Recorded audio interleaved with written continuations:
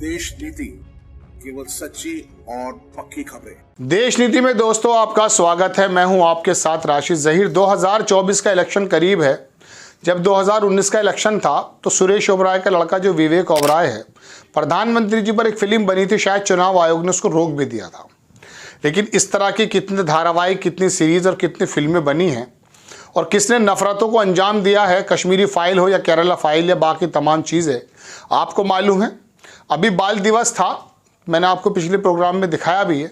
उसके अंदर तमाम सिख समाज के लोगों को बिठाया गया, उनके सरों पर भगवा कलर का कुछ स्कार्फ भी बांधा गया और एक डॉक्यूमेंट्री दिखाई गई।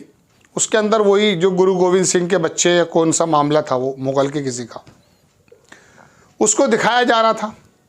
आप ये बताइए इन चीज़ों से क्या चाहा जा रहा है। अभी मैंने आपसे कल भी अर्ज़ किया था कि उत्तर प्रदेश की सरकार से एक सर्कुलर जारी हुआ और उन्होंने कहा कि जितने भी वाल्मीकि मंदिर हैं वहाँ पर वाल्मीकि वाली रामायण का पाठ किया जाए। इसका डीएम और जो मंडलायुक्त हैं, कमिश्नर वगैरह, इनको बाकायदा उसमें हिस्सा लेने के लिए, उसका इंतज़ाम करने के लिए कहा गया। क्यों? मैं रामायण पाठ के ख़िलाफ़ तो नहीं हो सकता, ये तो एक ज़माने से हो रहा है, हज़ारों साल से हो रहा है। लेकिन आपको वाल्मीकि रामायण और वाल्मीकि मंदिर ही क्यों समझ में आ रहे हैं? क्योंकि आपका जो अपर क्लास वर्ग है वो तो आपके कब्जे में पूरी तरह से है।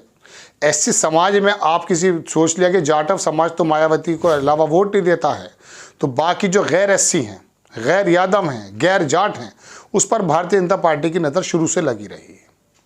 तो बहरहाल दर्शकों, एक चीज़ लेकर आया हूँ मैं आपके सामने। 1 मार्च 2024 में एक फिल्म रिलीज़ हो रही है। काजल बसु ने इसको ट्वीट किया और उन्होंने लिखा, just in time for general election 2024। शायद 15 मार्च में लग जाएगी वो आचार संहिता, उससे पहले ही ये काम हो रहा है। क्या है फिल्म? गोधरा। आपकी स्क्रीन पर तस्वीर है, accident of the conspiracy Godhra, 1 मार्च 2024। इसके जो डायरेक्टर हैं वो देख लेता हूँ कौन साहब हैं।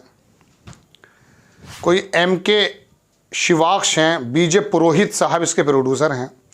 और ट्रेन दिखाई गई है, आपकी स्क्रीन पर है, और जला हुआ है। वाकई बड़ा विवाद सीन था, इसमें कोई दो राय नहीं है।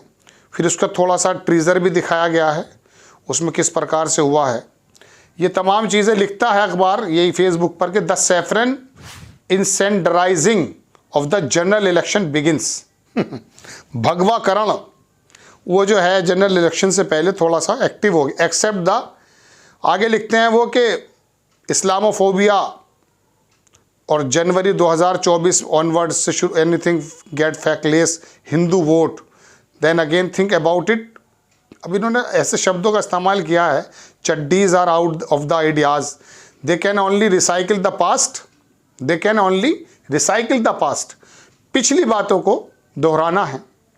Whether is in social engineering और इकोनॉमिक्स और टेक्नोलॉजी, इसके जगह टेक्नोलॉजी, सोशल इंजीनियरिंग, इकोनॉमिक्स की जगह, टेक्नोलॉजी की जगह पास्ट को रिसाइकिल करना है। There is end of the forward looking, forward thinking, imagination, someday this हेडलॉन्ग।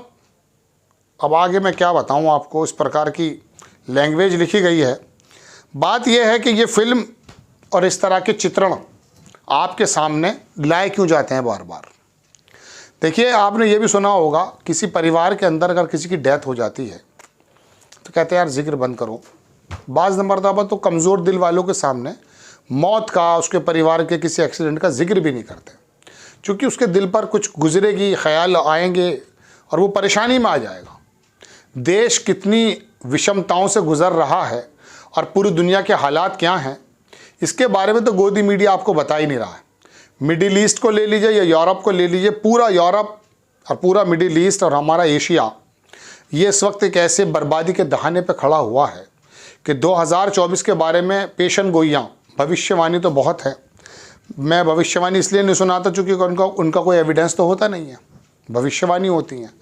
लेकिन ये 2024 इस दुनिया पर किस प्रकार से गुजरने वाला है, ये 2024 क्या क्या शक्लें लेने वाला है, ये तो आने वाला वक्त बताएगा दर्शकों। लेकिन फिर भी देश के अंदर गोदी मीडिया ने आपको जो तमाम चीज़ें छुपा करके इस तरह के परपंच के अंदर लगाया है, इस तरह की नक्शेबाजी के अंदर लगाया है, और नफ़रतें फैलाने के तमाम टूल्स इकट्ठे किए गए हैं।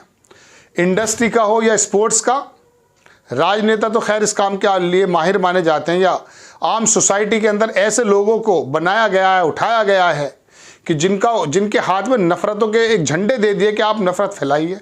ये नफ़रतें, ये बताइए दोस्तों, मैं बहुत दिल से बात आपसे कर रहा हूँ और आप यकीन मानिए मैं आपको खबरें देने नहीं आता।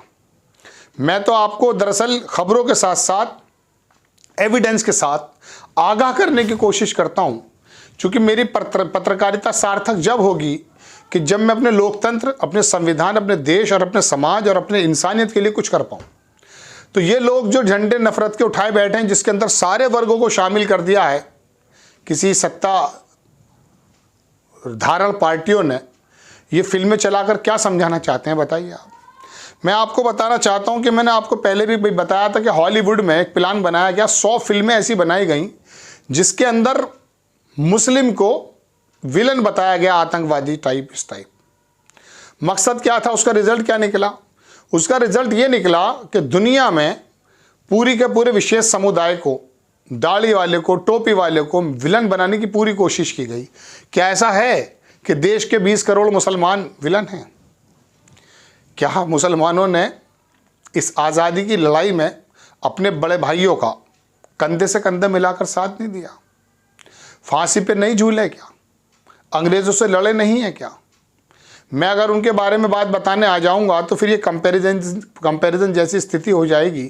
लेकिन ईमानदारी से बताइए, ये नफ़रतें आपको और मुझे और मेरे देश को कहाँ लेकर जाएगी?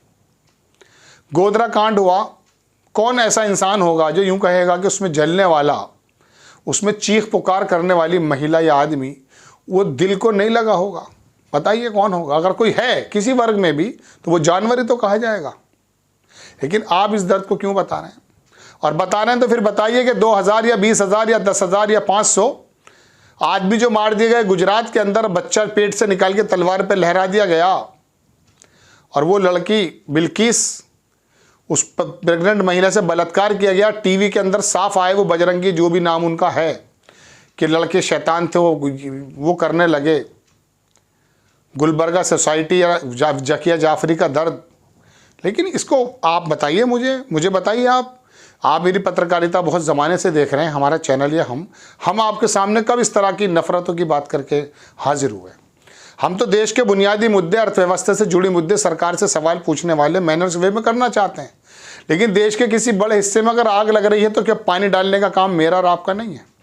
ये फिल्में जो गोधरा की आग ट्रेन में दिखाई जा रही है, आप समझते हैं कि समाजों में आग नहीं लगाएगी, या आपके दिमागों में आग नहीं लगाएगी? और ख़ास करके इलेक्शन से पहले आप ये दिखाना चाहते हैं कि देखिए ये काम कर लीजिए, सत्ता अगर आपको चाहिए तो बराए करम आप संविधान को जला करके ख़त्म कर दीजिए और डिक्टेटरशिप लागू कर दीजिए, बन जाइए आप। कौन बिगाड़ सकता है आपका कुछ? सारे तंत्र आपके हाथ में, समाज का एक बहुत बड़ा आपने हिप्नोटाइज कर चुके हैं। लेकिन आप ये करके तो रवांडा बनाने की कोशिश करना है। मैं कहता हूँ कोई जेनोसाइड अगर आप कराने की कोशिश करना है या आपसे इन हरकतों से हो गया, उसका जिम्मेदार कौन होगा?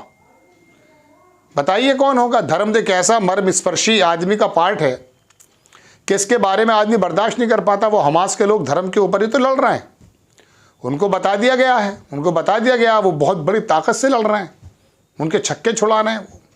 तो अब आप ये बताइए कि आप ये गोधरा फिल्म दिखा के दिखाना क्या चाहते हैं? और वो अग्निहोत्री जिसने कश्मीरी फाइल बना के नक्शेबाजी की झूठ के आदबार से, आपको मैं बता दूं, उसके ट्वीट में पहले किसी प्रोग्राम में बता चुका हूं कि उसने हिंदू धर्म के देवी देवताओं की जो महिलाएं हैं, जो देवियां हैं, उनके शरीर के बनावट को लेकर ट्विटर पर अपने बाकायदा अपनी गंदे जहन का जो है उसने प्रदर्शन किया है। देख सकते हैं आप। आपको खबर कैसी लगी अपनी राय कमेंट्स बॉक्स में ज़रूर दीजिए। चैनल को सब्सक्राइब कीजिए, शेयर कीजिए। नेक्स्ट टाइम मैं किसी खबर के साथ आता हूँ। जय हिंद।